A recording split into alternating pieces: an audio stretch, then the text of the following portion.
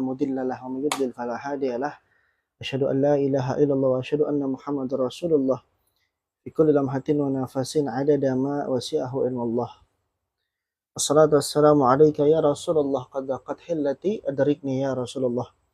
Hadirin jemaah yang dirahmati Allah Subhanahu wa taala, alhamdulillah insyaallah pada kesempatan yang singkat ini kita akan banyak membahas tentang seputar puasa dalam mazhab al-Imam Asy-Syafi'i. Ini kita akan banyak membahas tentang problem-problem yang terjadi pada saat puasa Ramadan. Pertanyaan yang pertama yang sering masyarakat awam itu tanyakan, belum mandi besar saat masuknya subuh, bagaimana statusnya? Apakah sah puasa orang yang belum mandi junub ketika subuh sudah terlewat? Maka di sini dijelaskan ulama sepakat puasanya sah bagi orang yang junub, baik sebab mimpi basah ataupun sebab jima atau hubungan badan. Nah, pendapat ini dikemukakan oleh mayoritas daripada sahabat dari Nabi Muhammad SAW dan para tabi'in. Itu solusi yang pertama, atau itu pertanyaan-pertanyaan yang biasa sering dilontarkan bagi masyarakat awam. Yang kedua, kapan waktunya niat dalam puasa Ramadan? Nah, waktunya niat dalam puasa Ramadan, yang pertama, wajibnya niat dalam kitab Fathul Qorif, wajibnya niat puasa Ramadan itu malam. Bagaimana kalau malamnya lupa? Ya, usahakan niat sebelum masuknya azan subuh. Bagaimana kalau kita lupa niat? Solusinya apa? Nah, seringkali kita lupa, malamnya habis tarawih kita lupa karena keburu ngantuk, atau subuhnya kita nggak fokus baca niat Ramadan, baca niat puasa, kita akhirnya kebablasan, kita nggak tahu, akhirnya kita nggak baca. Nah, itu tidak sah. Nah, bagaimana agar seringnya kita lupa atau seringnya kita khilaf ini, lupa sebab kita ngantuk atau kekenyangan, bagaimana solusinya agar puasa Ramadan kita selamat 1 bulan full? Nah, maka dengan cara niat 1 bulan full puasa di awal masuknya Ramadan. Nah, ini kita ngikutin daripada pendapat mazhab al-Imam Malik. Bisa juga niat di pagi hari dengan niat mengikuti mazhab Imam Abu Hanifah. Mazhab Imam Syafi'i niatnya di malam hari. Mazhab Imam Syafi'i niatnya di malam hari. Kapan? Ketika sebelum tidur atau ba'da tarawih. Biasa muballigh imam suka membimbing kita untuk membaca niat bersama-sama. Nah, lalu pertanyaan yang selanjutnya seputar puasa Ramadan, bagaimana status puasa kita berhubungan badan setelah niat puasa? Nah, biasa kita tetap manusia normal, punya syahwat, punya daripada hawa nafsu, ketika puasa pun tetap datang. Maka bagaimana setelah niat puasa di malam hari, sepasang suami istri hubungan badan, apakah mereka berdua harus mengulangi puasanya atau mengulangi niat puasanya? Jadi misalnya kita niat malam hari, niat puasa. Lalu habis niat, ini sebelum masuk ba'da subuh ya, hubungan badan. Apakah mesti ngulang lagi? Ini kata ulama tidak perlu mengulang lagi. Di sini dijelaskan dalam kitab Al-Iqna, wala yustarutu fi tabiyati an-nafsu al-akhiru minal laili la yadurrul aqlu wal jima'u ba'daha wala yajibu tahdibuha idza nama ba'daha thumma tanabbaha lailan. Tidak disyaratkan niat puasa pada tengah malam, tidak masalah makan atau hubungan badan setelah niat. Nah, baik niatnya malam habis tarawih ataupun niatnya dari awal Ramadan. Tapi yang jelas asal jangan hubungan badan ba'da sholat subuh. Ya. Dan kalau kita niatnya malam sebelum kita istirahat, ada hubungan badan di situ dengan istri, maka tidak perlu mengulang niatnya lagi. Ya, tidak perlu mengulang niatnya lagi. Dan tidak wajib memperbaharui niat, kata ulama. Ia tidur setelah niat lalu bangun malam hari, nggak apa-apa. Tidak perlu mengulangi daripada niat itu sendiri. Lalu pertanyaan selanjutnya yang biasa kita sering kita tanyakan bagi seorang yang awam, gosok gigi saat puasa bagaimana hukumnya?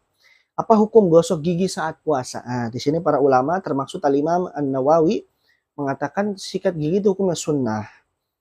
Sunnah kecuali setelah masuknya waktu tergelincirnya matahari. Sedangkan menurut Imam Nawawi, sunnah sikat gigi tanpa ada batas waktu. Jadi ada dua pendapat ulama. Ada beberapa pendapat ulama yang saya ingin sampaikan. Pertama, kapan bolehnya kita sikat gigi? Pertama, kapan bolehnya kita sikat gigi? Pertama, ada ulama yang mengatakan dari ba'da zuhur sampai ba'da asyar. Asyar ke atas makruh. Yang kedua, Imam Nawawi mengatakan tidak ada batasan waktu. Yang ketiga, sunnah kecuali setelah masuknya waktu tergelincirnya matahari. Sunnahnya sebelum ba'da subuh atau sebelum jam 6. Kalau sudah masuk jam 6, maka tidak boleh lagi. Ada pendapat ulama yang seperti itu. Di antaranya dalam pendapatnya dalam kitab Fathul Qorib, di sini dijelaskan sunnahnya bersiwak itu setiap kondisi dan waktu. Nah ini kalau bab siwak, karena siwak tidak pakai pasta gigi. Hal tersebut tidak makruh. Nah ini kata pengarang kitab Fathul Qorib, hal tersebut tidak makruh kecuali setelah masuk waktu zuhur bagi orang yang berpuasa, baik sunnah maupun wajib. Makruh tersebut akan hilang saat masuk waktu maghrib. Al-Imam Nawawi tidak makruh secara mutlak. Imam Nawawi berpendapat tidak makruh secara mutlak, hadirin. Nah, lanjut pertanyaan selanjutnya, bagaimana hukumnya tidur seharian full ketika masuknya puasa Ramadan? Apakah sah puasa orang yang tidur full dari ba'da sahur sampai menjelang maghrib gitu kan? Nah, ini pendapat ini dijelaskan yakni jawabannya adalah sah. Namun hal tersebut kurang baik. Kenapa? Karena bulan puasa dianjurkan untuk banyak ibadah, melakukan ibadah-ibadah sunnah, zikir, tahmid, tahlil, takbir, atau aktivitas-aktivitas ibadah yang lain. Ya jangan sampai menganggur banget atau kebanyakan tidur. Nah, dalam kitab Kasifatus saja dijelaskan tidur tidak membatalkan puasa meskipun dilakukan sepanjang hari. Cuman anjuran para ulama lebih baik banyak melakukan aktivitas-aktivitas ibadah, saudara. Nah, lanjut. Apa hukum supir tidak berpuasa? Nah, apakah supir masuk kategori orang-orang yang diberikan keringanan untuk tidak berpuasa? Apakah boleh bagi supir setiap harinya bekerja dari dini hari hingga sore meninggalkan puasa? Boleh apa tidak? Jawabannya para ulama mengatakan tidak boleh kecuali ia niat qadha. Jadi boleh diganti dengan niat bakal ganti puasanya. Contoh supir misalnya lintas provinsi, kelelahan di jalan, dehidrasi kalau nggak minum ketika puasa, fokusnya hilang kalau tidak ada nutrisi makanan yang masuk. Maka kata ulama, boleh saudara. Boleh dia batalkan puasanya. Karena dia termasuk bagian dari musafir. Dengan niat qadha, bakal harus ganti itu puasa. Kalau tidak niat qadha, nggak boleh saudara. Nah, maka apa jawaban yang bagus dari para ulama? Dijelaskan dalam kitab Hasyiah I'anatul Talibin ala Fathul Mu'in. Di sini dijelaskan bagi orang yang selalu berpergian, dilarang tidak puasa. Karena hal tersebut akan menggugurkan kewajiban puasa secara keseluruhan. Kecuali ia niat untuk mengkodoknya di lain hari dalam perjalanannya. Dalam perjalanannya, saudara. Nah, pertanyaan yang selanjutnya yang akan kita bahas. Bagaimana hukumnya kita sahur sebelum masuk jam 12 malam? Bagaimana hukumnya kita sahur sebelum masuk jam 12 malam? Kita sahur kita duluin. Sebelum tidur sahur dulu deh. Sebelum jam 12 sahurnya duluan. Gitu. Gimana hukumnya? Sahurnya duluan dah. Gitu. Nggak nunggu jam 3 atau tidak nggak nunggu jam 4 karena mau dibablasin tidur misalnya gitu kan. Bagaimana hukumnya? Apakah boleh?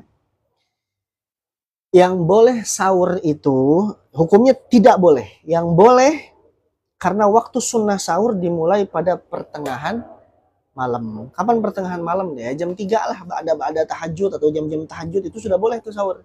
Kalau sebelum masuknya jam-jam 3 atau jam-jam pertengahan malam itu tidak terlalu dianjurkan oleh para ulama.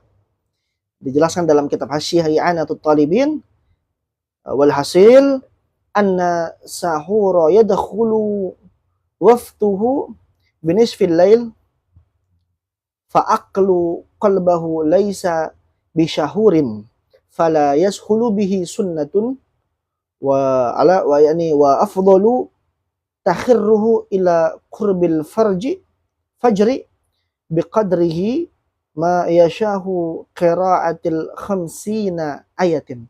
Waktu sahur masuk pada pertengahan malam. Makan sebelum waktu itu bukan dinamakan sahur dan tidak menghasilkan kesunahan. Artinya kalau tidak menghasilkan kesunahan, tidak ada pahala di situ, saudara. Yang paling utama adalah menunda sahur sampai hampir subuh. Sekira ada waktu yang cukup untuk membaca 50 ayat. Jadi afdolnya sahur itu ketika masuknya waktu subuh atau dari ba'da tahajud jam 3, jam 4 ya, itu mendekati sahur, itu paling afdol waktu untuk melakukan aktivitas sahur, saudara. Nah, bagaimana misalnya kejadian, ada pertanyaan dari masyarakat awam, kejadian sudah buka puasa, ternyata belum maghrib, saudara. Dalam kitab Kifayatul Akhyar, seseorang apabila ada kasus di masyarakat, seseorang belum dengar azan, dia udah duluan karena dia meyakini sudah masuk waktu maghrib. Nah, jawabannya batal puasa dan wajib mengqadha. Batal puasanya dan wajib mengqadha. Dalam kitab Kifayatul Akhyar dijelaskan wa amma ma'rifatu tarfi nahari fala bu'da min dzalika fil jumlatil lisihhatis shaumi hatta law nawa ba'da tulu'il fajri la yasihu shaumuhu aw akalla muqtaqidan annahu lailun. Waktu subuh dan maghrib itu wajib diketahui secara umum demi urusan keabsahan puasa. Sehingga jika niat setelah terbitnya fajar, maka tidak sah puasanya, atau makan dengan meyakini bahwa saat itu masih malam, ternyata sudah terbit fajar, maka puasanya batal dan wajib qadha. Nah, wajib qadha. Pertanyaan yang selanjutnya hadirin, benarkah kita disunahkan berbuka dengan yang manis? Lalu yang seperti apa yang manis itu? Seperti apa sih yang manis itu yang disunahkan oleh Nabi Muhammad SAW? Apakah sirup? Apakah kolak? Gitu kan? Apakah hal-hal yang manis? Nah, di sini dijelaskan, benarkah anggapan masyarakat yang mengatakan makanan berbuka yang paling baik adalah yang manis? Yang manis itu yang seperti apa? Yang paling benar itu apakah benar dengan sirup, dengan kolak, dengan roti, atau yang lain yang manis? Jawabannya tidak benar. Karena makanan yang paling baik berbuka dengan kurma, yang disunahkan air putih dan kurma. Air putih dan kurma. Jika tidak ada kurma, maka yang paling baik adalah air putih, kata para ulama. Setelah itu baru makan makanan yang manis dari makanan yang lain selain daripada kurma. Dijelaskan dalam kitab Bughyatul Mustarsyidin, fa idza yusannu liman lam yuftir ala tamri an yuftir alal ma'i wa kaunuhu ma'a zamamal aula wa ba'dahul khulu wa huwa ma lam tamassuhun nar. Sunnah berbuka dengan air bagi yang tidak berbuka dengan kurma. Air yang paling utama adalah air zam-zam, artinya air putih. Kalau nggak ada air zam-zam di Indonesia, ya air putih. Kemudian sesuatu yang manis, yang tidak dimasak dengan api, seperti anggur, madu, susu, yang mana lebih baik dari madu, dan daging yang lebih baik dari keduanya. Ini pendapat dalam kitab Bughyatul Mustarsyidin. Begitu.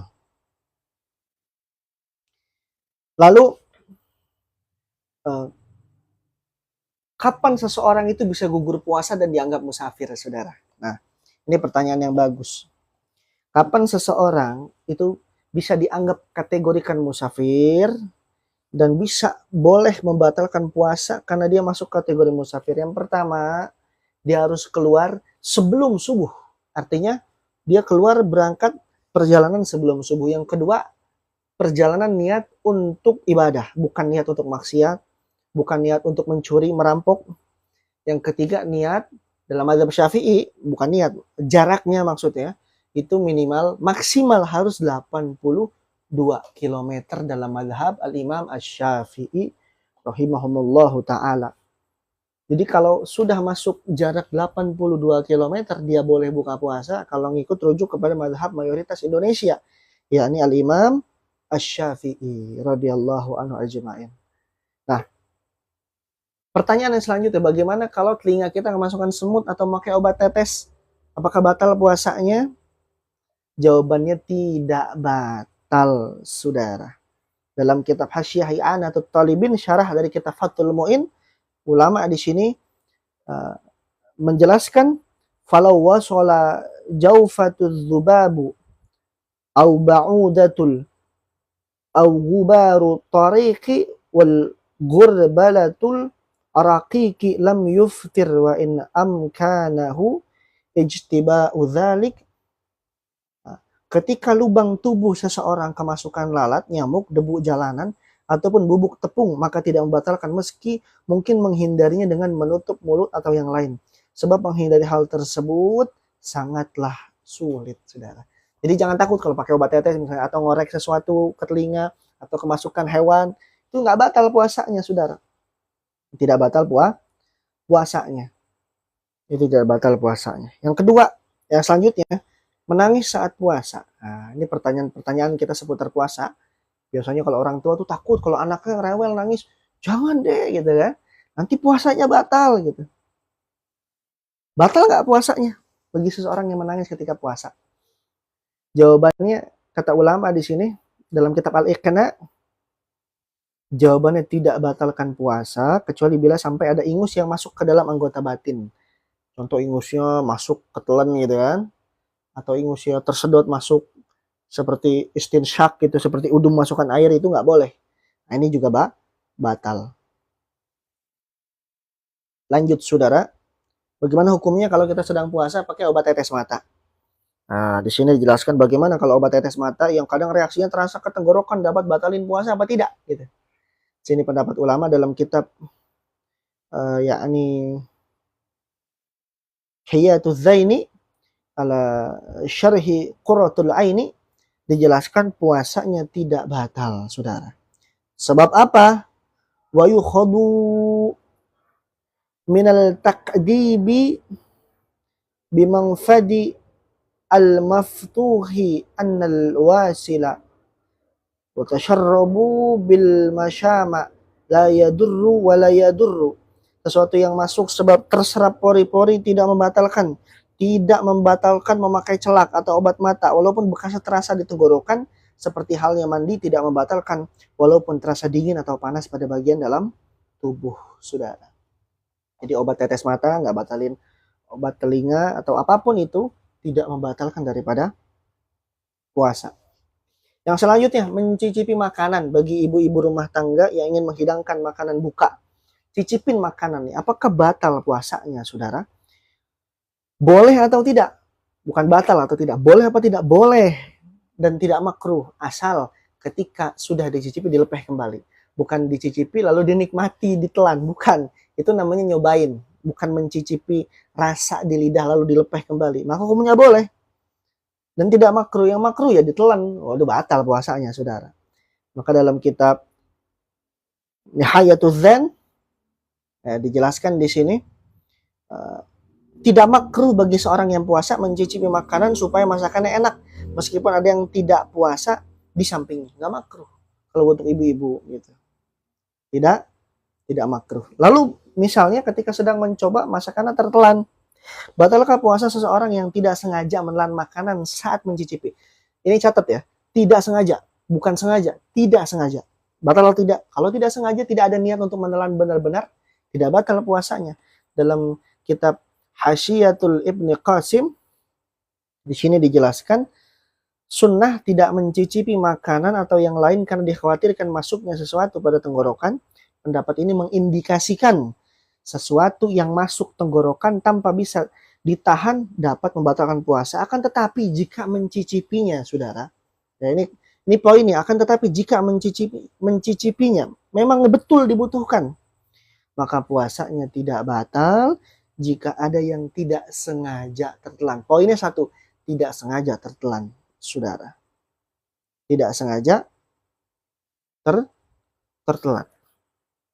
Lalu kejadian-kejadian yang lain ketika masuk bulan puasa Ramadan, apa saja yang membuat kita butuh jawabannya apa? Ketika wudu airnya tidak sengaja tertelan, batal atau tidak?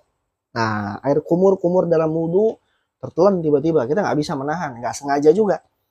Batal atau tidak? Yang pertama, tidak batal. Dalam kitab Nihayatuz Zain ala syahri Qurratul Ainin Di sini dijelaskan jika air tertelan saat kumur atau menghirup air ke hidung, bila hal tersebut terjadi saat berkumur secara berlebihan atau saat kali keempat, maka dapat membatalkan puasa. Bila tidak demikian, maka tidak membatalkan.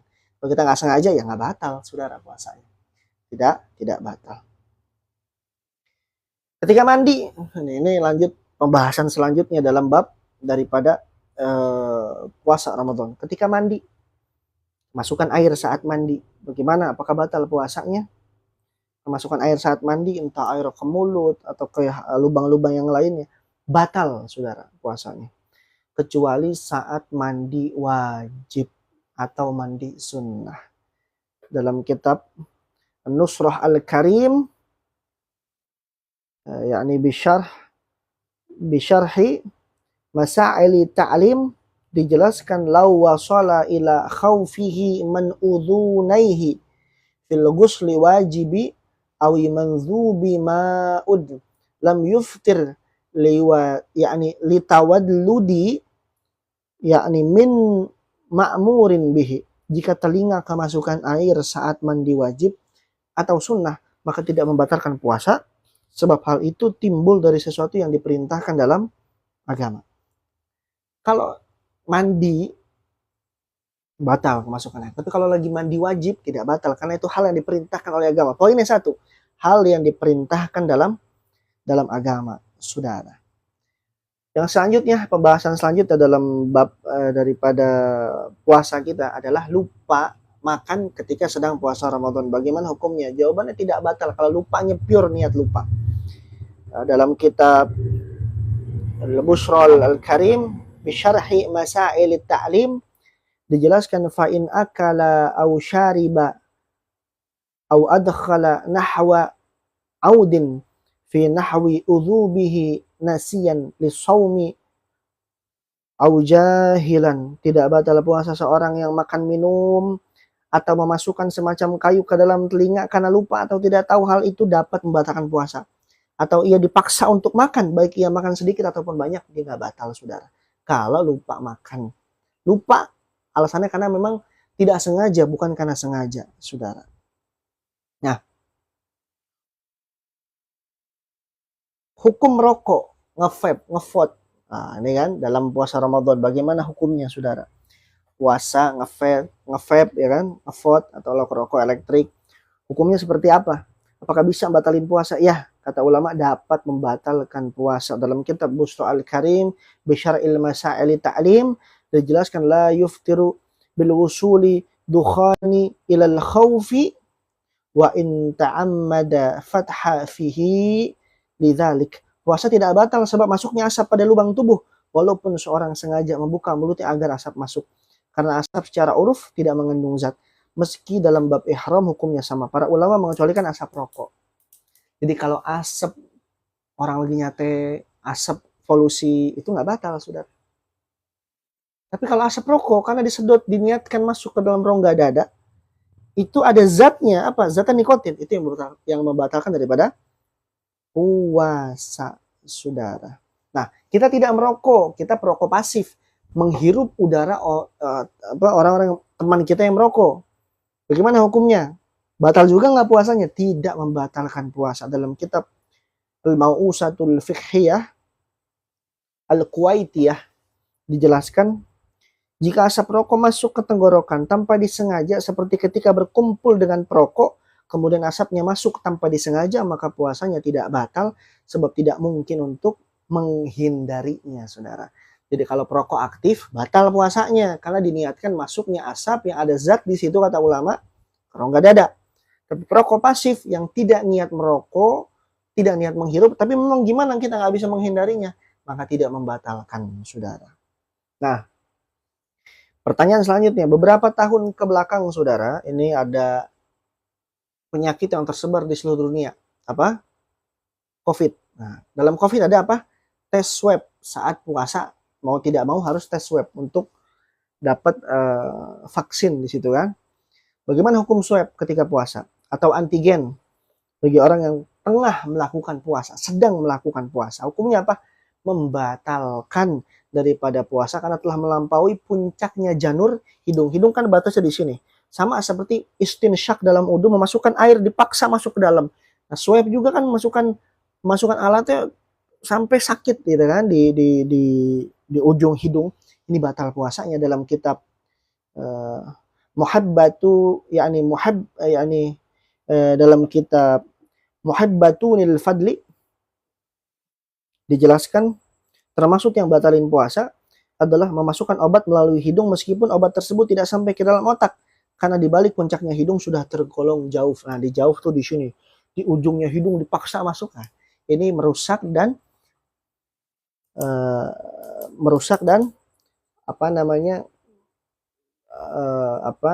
membatalkan daripada puasa, saudara. Nah, mimpi basah saat berpuasa. Nah, bagaimana hukumnya, saudara? Mimpi basah ketika berpuasa. Apakah ketika kita terlelap tidur di siang hari, sedang tidur nyenyak di siang hari, ya kan? Atau sorenya batal puasa kita atau tidak ketika kita tiba-tiba mimpi basah? Jawabannya tidak. Dijelaskan dalam kitab Fathul Qorif. Di sini keluar mani sebab pertemuan kulit dapat membatalkan puasa. Kalau jima batal puasanya. Berbeda jika keluar mani sebab mimpi, maka tidak membatalkan tanpa khilaf. Tidak ada khilaf ulama. Ulama sepakat tidak batal, saudara, puasanya. Tidak batal puasanya. Yang selanjutnya, kalau kita tidak jima, tidak mimpi basah, tapi onani, memaksakan sperma keluar dari kemaluan laki-laki. Batal atau tidak, saudara, puasanya? Bagaimana hukumnya? Nah, untuk onani, itu membatalkan puasa. Dalam kitab Hasyiah Bajuri dijelaskan, walhasil keluar mani dengan cara onani baik dengan tangan sendiri ataupun tangan istrinya ataupun dengan cara yang lain, baik ada penghalang ataupun tidak, tetap batal puasa secara mutlak. Tidak ada khilaf ulama di sini. Ulama sepakat onani itu batalin puasa, saudara. Onani itu batalin puasa. Yang selanjutnya, menelan ludah saat puasa. Bagaimana hukumnya? Jawabannya tidak batal, saudara, kalau kita menelan ludah, kecuali selama ludahnya bersih, tidak bercampur dengan perkara yang lain seperti darah. Contoh, ketika puasa biasanya gigi yang berkuman keluar darah. Kalau kita tahu gigi kita keluar darah, gusi kita keluar darah, di sela-sela gigi gusi kita keluar darah, saudara, maka tugas kita ya jangan ditelan, meludah, dikeluarkan, dikumur keluar untuk menjaga keabsahan puasa kita. Atau jangan dengan sengaja mengumpulkan misalnya air ludah dikumpul sampai 1 gelas, ditelan. Nah, itu juga batal puasa karena niat meminum ludah dalam jumlah yang banyak, saudara. Itu juga tidak boleh. Dalam kitab Irsyadur Rafiq dijelaskan jika seseorang menelan ludah yang bersih, suci dan berasal dari ma'dan, yaitu bagian mulut yang berada di bawah lidah. Ma'dan itu mendekati kerongkongan, di atas kerongkongan, yaitu bagian mulut yang berada di bawah lidah. Yang dikehendaki di sini adalah keseluruhan bagian mulutnya, maka tidak batal, saudara. Ini dalam kitab Irsyadur Rafiq. Tidak batal, saudara.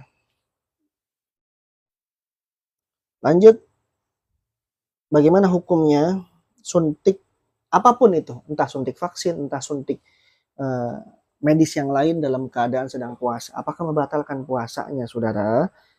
Ini pendapat ulama di sini tidak membatalkan puasa karena masuknya cairan tidak melalui rongga terbuka. Jadi suntik tidak membatalkan puasa. Dalam kitab Majmu' Syarah Muhadzab, Imam Nawawi mengatakan, jika seorang memasukkan obat ke dalam daging pada bagian betis atau menyuntikkan jarum atau perkara yang lain ke dalamnya, kemudian perkara tersebut sampai ke otak, maka tidak batal puasanya. Tanpa ada khilaf, tidak ada perbedaan pendapat ulama di sini. Karena daging bris atau tersebut tidak dianggap sebagai bagian tubuh yang berongga. Daging kita tidak dianggap bagian tubuh yang berongga oleh para ulama, termasuk Imam Nawawi dalam kitabnya Majmu' Syarah Muhadzab, saudara.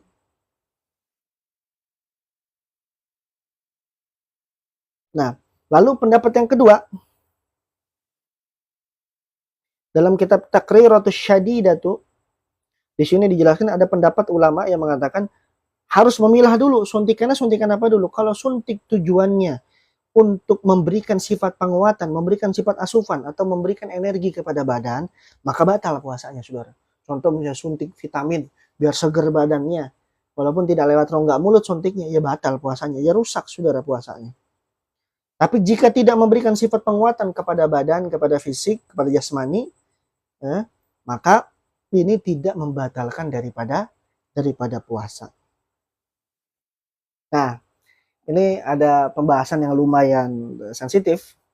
Bagaimana kalau misalnya kita sedang BAB ketika puasa, lalu kotorannya masuk kembali ke dalam dubur? Nah, apakah masuk kembali ke dalam anus ya? Apakah batal puasanya? Nah, dalam kitab Kasyifatus Saja, fi syar'i Syafinatun Naja, ulama berpendapat batal puasanya, saudara. Seperti masalah jari, ini dianalogikan oleh ulama seperti jari yang dimasukkan ke dalam dubur. Nah, kotoran yang keluar secara utuh dan saat anus menutup ada bagian kotoran yang masuk kembali ke dalam tubuh, hal itu dapat membatalkan daripada puasa jika dipastikan masuknya bagian tersebut setelah tampak dari luar. Jadi hati-hati nih kalau bab BAB ini kita harus detail juga. Kenapa? Karena bisa jadi merusak daripada bagian puasa kita, saudara. Lanjut.